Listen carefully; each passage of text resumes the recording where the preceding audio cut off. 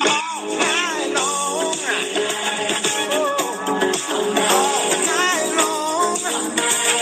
Yes, all night long. All night long. Yeah. It's the All Night Long Wrestling Podcast with the Enforcer. I believe they're called enforcers, Gordon. I sell women's shoes. And the Stallion. Stallion, baby! I am not what you would call a handsome man. I'll kick you in the nuts and you'll smile at me and like it all night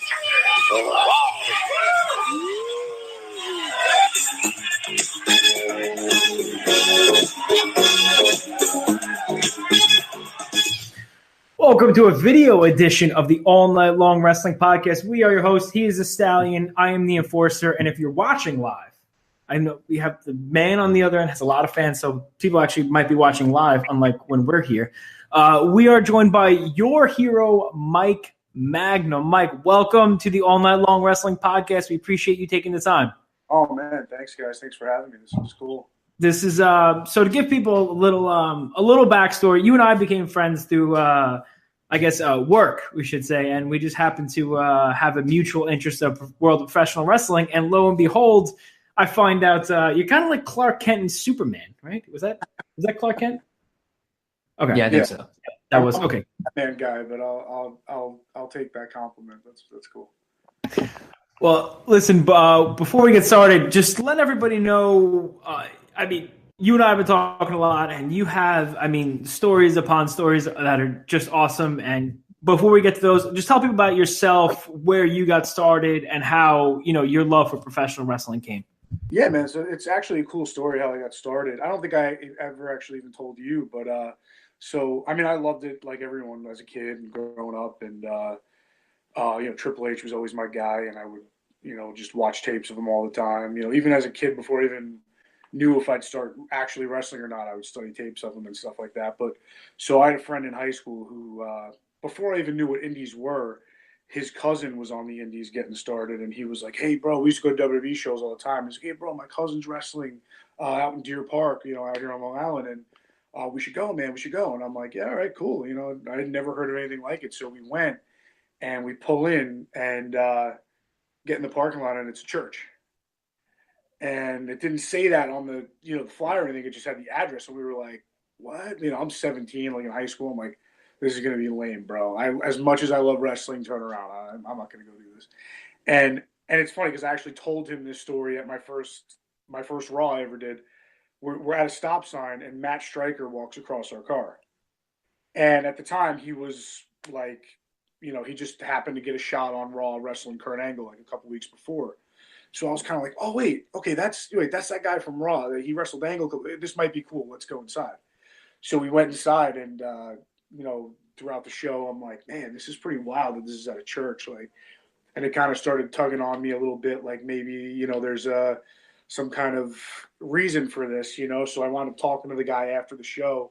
I had every plan to go to, because I was a Triple H guy, to go to Killer Kowalski's school after high school. And I talked to my dad about it. He was like, "I'll send you down there. I'll pay for it." You prepare for what you want to do in life after high school by going to college. I knew I wanted to be a wrestler. That would have been my college. That would have been where my tuition went. That would have been it for me. Moving to a dorm, I would have went there.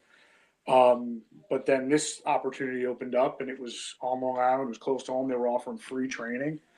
So, it was kind of a no-brainer for me, you know what I mean?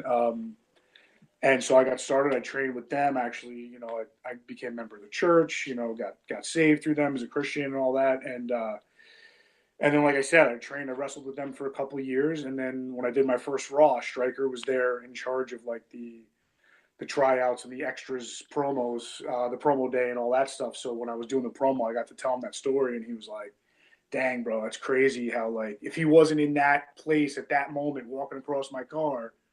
And he wound up not even doing anything on that show, by the way. I forgot to mention that. He didn't even wrestle.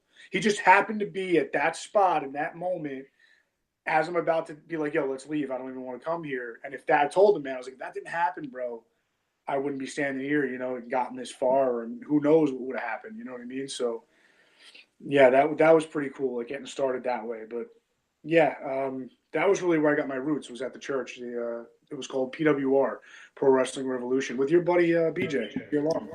Absolutely. The BJ Lawton, I believe it was, right? That's his name. He's going to love that we're talking about him. Yeah. That is, I guess, the definition of divine intervention, really, when you think about it. So, but I know you said, when you went to Raw, but before Raw, let's go back before that. Where was the first match and what was that experience like? Oh, wow. Okay. My first match was April 1st, April Fool's Day, 2006. I wrestled a guy by the name of Demolition Blast. So he was Bill Eadie, Axe's tag team partner when he left WWF. And I guess Axe and Smash, I don't know their whole situation, but Smash wasn't teaming with him anymore. So he had this guy that was, his name was Carmine. He was probably 6'8", 400 pounds, something like that. Big dude, looked the part. So he was Demolition Blast, and he toured with him for a while. And then he was the guy that I wound up speaking to all these years later to get signed up and train with them. I wrestled him. He was the trainer. So I worked with him, and we had a no disqualification match because, they had confidence in me. But here's another little backstory. It was an illegal show at the church. So basically, you have to be 18, obviously, to be a part of a wrestling show. And so they just didn't call the athletic commission and ran the show without them. And I'm hoping the statute of limitations is up on that and I can expose that now. But yeah, I think we should be fine. New York State's a pretty liberal state. I'm sure by this point you're okay. Yeah. So that was it. So we had a no DQ match. It was incredible. It was incredible. Like for me, it was probably not that great from like a fan's perspective, but I had so many family and friends there, and it was just so crazy, man. It was living a dream. I was so nervous, and I got the butterflies. But I remember like seeing a thing with Ric Flair where he was like, "Man, if you don't get," he's like, "I still get butterflies." It was like a video or something, and if you don't get butterflies, you shouldn't be doing this. So I knew it was on the right track, and one of the other guys there, Johnny Ova, who's an indie wrestler too. I don't know if he still is, but he was at the time. Was one of the trainers, and he was just kind of like snapped me out of it. He was like, "Man, just go out there, be the part you're playing. This is what you want to do your whole life."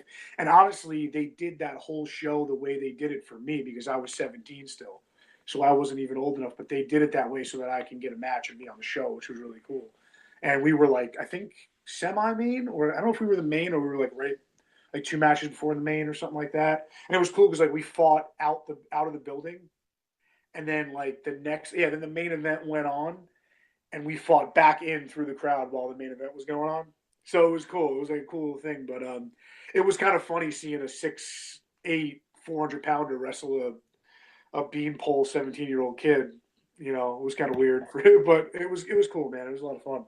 That's awesome. At 17, you were main eventing wrestling shows, and I was getting drunk behind a wall bounce. So that kind of puts in perspective where our lives. I was driving you home. Yeah, that's true. Joe was driving me home, so that's where our lives kind of separated. Yeah. How long? I know talking to you, you trained in a lot of different places. How long did you train on Long Island before you went somewhere else, and then where else did you go? So I trained with PWR 2006.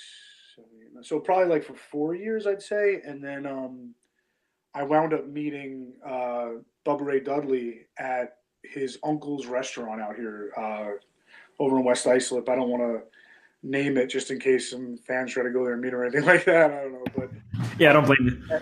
Yeah, I met him there. And I had nothing. I had a flyer with my picture on it. I didn't even have an 8x10 or a resume or anything like that. And I gave that to him, and then he told me to see him in a year or two. I saw him again at a birthday party, and he forgot and didn't know I was in the business, and like was all nice to me and shook my hand, was all smiles. And then when he remembered I was in the business and I had an 8x10 at that point and a resume, he turned it right on. Sorry, my battery was dying on my phone. I got a little bit. He turned it right on and was Bubba Dudley. You know what I mean? Like he was like, "Oh, you're in the business, kid. All right.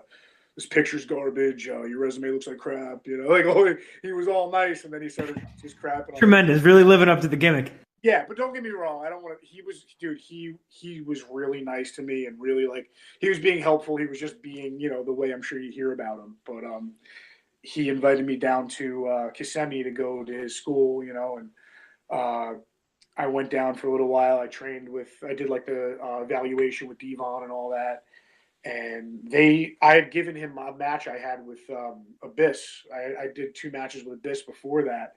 And he was like, yeah, you're ready, man. You're good. He's like, they charged me they were going to charge me next to nothing. And I just couldn't move down there full time. So, it didn't really work out the way I would have hoped it would.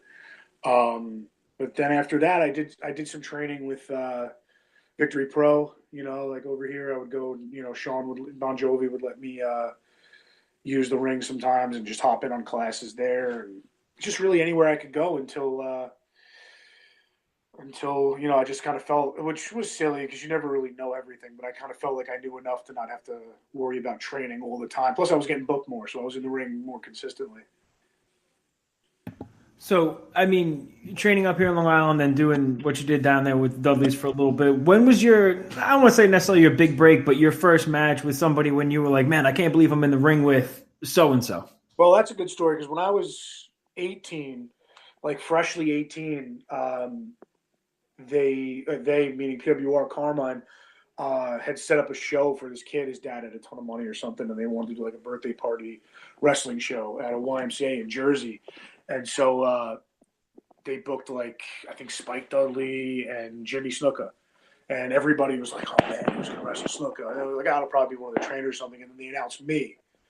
And man, you want to talk about like a deer in the headlights look when they announced me? I was like, I've been training for 7 months, and like what, and it was like, as much as it was in a church and it was a brotherhood and all that stuff, like people were like, really him, like it was like then the jealousy started coming into play and all that stuff. But that Jimmy Snuka was definitely the guy that I was like, man, I can't believe I'm in the ring with this dude. But I've been in the ring with Abyss twice. Kazarian was one that I was like, oh man, I was really worried about that one.